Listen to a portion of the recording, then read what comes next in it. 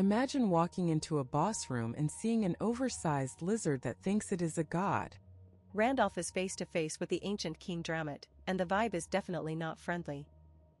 The system is literally screaming at him that he is too weak to be here, but Randolph is just standing there soaking in the overwhelming pressure like it is a spa day. Randolph remembers this guy as a friendly guide from his past life, but current Dramit clearly missed his morning coffee and decides to choose violence instead. Dramit is not playing around, demanding they prove their worth or die. Isabella is out here doing backflips just to stay alive while our boy Randolph is just calculating his next move. This snake is a total red flag, threatening to end them because they are weaklings. Randolph realizes that being level 1 is a major disrespect in the eyes of a mountain guardian. Isabella is struggling because the sanctuary's poison is turning her into a statue. She is panicking, but Randolph has that "I have a cheat code" look on his face again. The Guardian is ready to squash them like bugs, but Randolph steps forward and drops the ultimate conversation stopper. He calls the beast by its true name, Dramit. Everything stops. You can practically hear the record scratch as Dramit wonders how this random human knows his secret identity. Randolph is playing 4D chess while the snake is playing checkers. Randolph claims his former master, Wilhelm, has returned. Dramit is looking at him like he is insane because everyone knows Wilhelm met a messy end in the demon realm. The snake is skeptical, mocking the idea that this weakling could be the legendary hero. He thinks Wilhelm's stars fell and his soul was extinguished, but Randolph just smirks. Isabella is huffing and puffing on the ground, completely paralyzed by the poison. She thinks Randolph has finally lost his mind by provoking a literal god. Randolph brings up the secret divine contract. This is top-tier gossip that only the master of the mountain should know. Dramit is shook to his very scales. Usually, revealing this contract means instant death from a curse, but Randolph is chilling. Since he is in Randolph's body and not Wilhelm's, the system's fine print is working in his favor. Dramit is laughing like a maniac now, deciding to lead this arrogant brat to the star. He is secretly hoping the holy object will turn Randolph into a human marshmallow. They reach the altar, and it is not a glowing orb. It is a skull. Specifically, a fragment of the dead goddess Leah. This is some dark, edgy lore right here. These fragments are what players use to transcend, but they come with a lethal fire. Isabella is screaming for him to stop, thinking he is about to become a crispy snack. Randolph knows the secret: the star only kills people who try to use glitches to skip the Guardian. Since he legitimately walked in with Dramit, he is basically immune. As he touches the skull, his mana starts exploding into star energy. This is the moment where the local nobody becomes a literal protagonist god. The system starts listing his traits like a shopping list of legends: masterful hands, weapon master, beast lord. It is basically a flex on the entire world. He officially acquires the class Star Successor. His stats are through the roof, and he even gets a new skill called Star Pierce. The power creep is real, folks. Isabella is staring with her jaw on the floor. Randolph turns to her and offers to lift her curse on one condition: she has to be his personal servant for a year. Talk about a power move.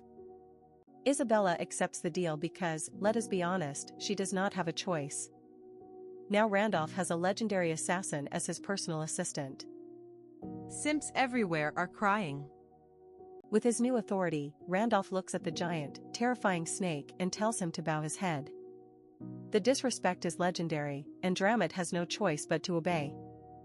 The Hall of Fame is updated with a unique score that would make any pro player jealous. Our boy just broke the game's ranking system without breaking a sweat. Just when they think they can catch a breath, the Queen's Pursuit team shows up. These guys really picked the worst possible time to try and seize the new master of the mountain. The soldiers are surrounding them, looking all tough and intimidating. They have no idea they are about to face a guy who just tamed a god-tier snake and absorbed a goddess's skull. The tension is thick enough to cut with a dagger. Randolph is standing there looking completely unbothered while Isabella prepares to show them why you do not mess with her new boss. Randolph's eyes are glowing with that "you guys are so dead" energy. He is ready to test out his new Star Successor powers on these unsuspecting goons. The chapter ends with the ultimate cliffhanger. The pursuit team is moving in, but Randolph is just getting started. If you thought the snake was in trouble, just wait until you see what happens to these guys.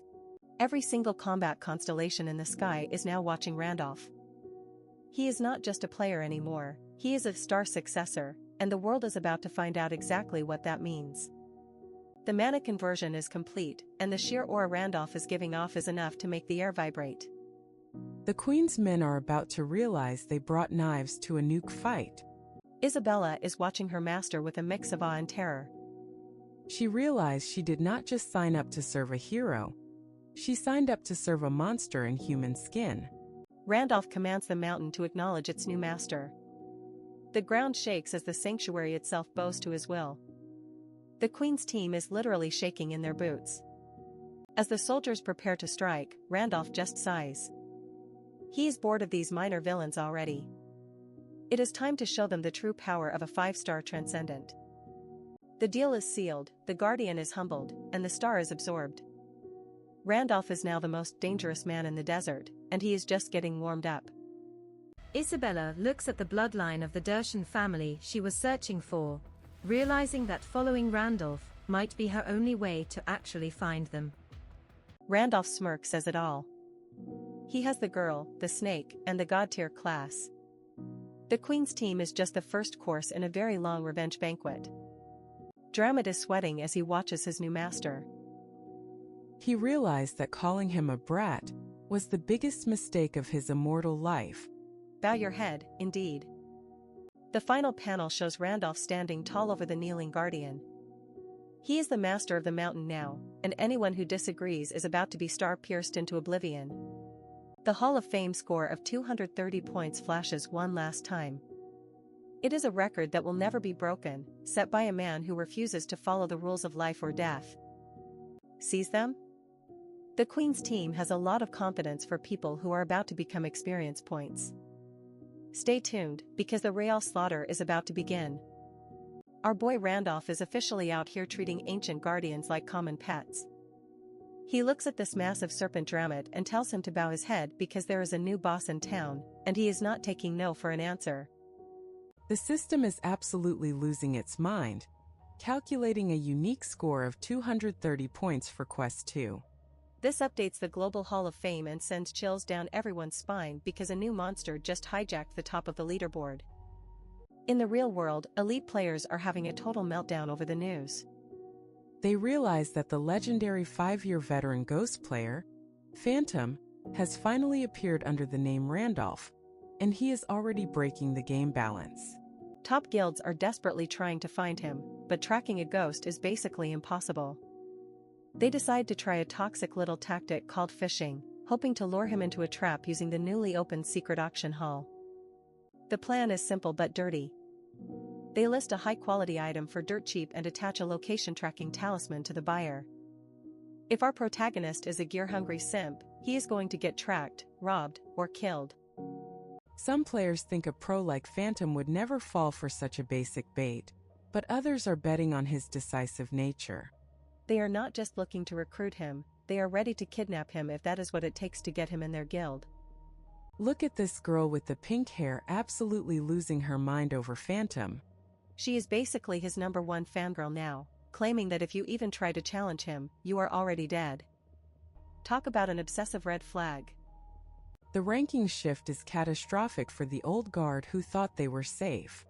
Randolph is sitting pretty at #1, leaving legendary players like Gracia and Minchako in the dust while the entire hierarchy gets flipped upside down. This shift causes a player named Massacre to lose his ranking rights and his access to the auction. You can see the pure rage in his eyes as he decides that killing the top players is the only way to regain his status. Massacre is out here leaving a trail of bodies, convinced that as long as he clears out the competition, he will rise back up. He is a total psycho who does not care who has to die for his ranking points. Meanwhile, Randolph hits a 100% exploration rate for the Desert Sanctuary. He gets the Conqueror title and an epic grade teleport book, which is basically a cheat code for moving around Pangaenia whenever he wants. He finally hits level 3, which sounds low until you realize his progression is 10 times slower than a normal player. Why? Because he has so many talents that the system demands an insane amount of experience for every single level. Despite the slow grind, his stats are absolutely cracked. Every single attribute is at 36 points, making him a low-level god. He is playing a completely different game than everyone else and he knows it. He checks out his new Shadow Cloak, which is basically a permanent stealth skill. He can turn invisible whenever he wants, which is perfect for a guy who is already being targeted by every major guild in existence. The peace is ruined when Isabella warns him that the Queen's pursuit squad is closing in on their location. Randolph stays cool and decides to use Dramit as a meat shield while they make a run for it. Isabella is confused by the decision, but Randolph explains that the serpent cannot leave the sanctuary anyway. It is better to let the big guy do his job while they head for the warp gate at the edge of the desert. He tells Dramit to do his job and hold the line against the intruders. It is a cold move, but in a survival game, you do not win by being nice to the monsters you just enslaved to your will. They are sprinting through the ruins while the advance unit of the pursuit squad arrives. If they get stalled here for even a second, they are going to be surrounded and slaughtered by the main force. The real problem is that the warp gate needs half a day to activate. They are sitting ducks in the middle of a desert, but Randolph has a plan that involves a little trip back to the real world to check the news.